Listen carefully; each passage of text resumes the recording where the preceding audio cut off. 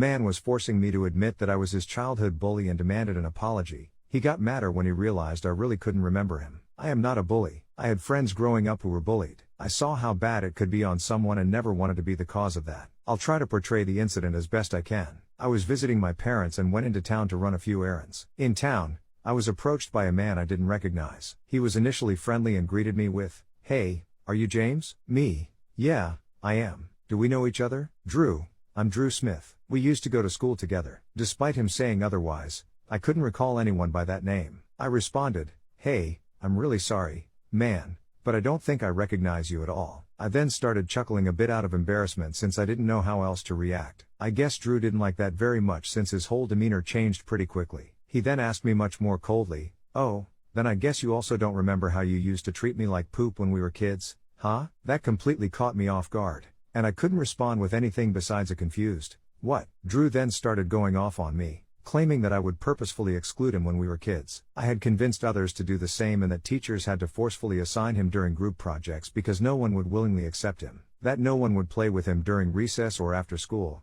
so he had no friends growing up, and it was all my fault. I was utterly shocked and denied it, stating I had never done that because I hadn't. This just made him madder, and he started accusing more loudly, saying things like, "Yes, you effing did, and why don't you just effing admit it already and just apologize?" By this point, we were getting people's attention, and I was afraid someone would call the cops. I decided to leave, but felt like I needed to get a jab in and said, "Look, man, I'm sorry school was so crappy for you, but if you were anything like you are now, you probably deserved it." In hindsight, I really should have just walked away, but I was getting angry myself, and it felt good at the moment. Drew started yelling after me even louder, but luckily he didn't try to follow me. When I got to my parents' home, I told them what had happened. They were surprised about the whole exchange too, and couldn't recall any friend of mine named Drew either. My mom then started teasing me a bit, saying I've always been pretty reserved, and if I was ever a PP to someone, they probably had it coming. Despite the reassurance, I can't help but feel kinda guilty about the whole exchange. Drew was absolutely convinced that I was his childhood bully for some reason,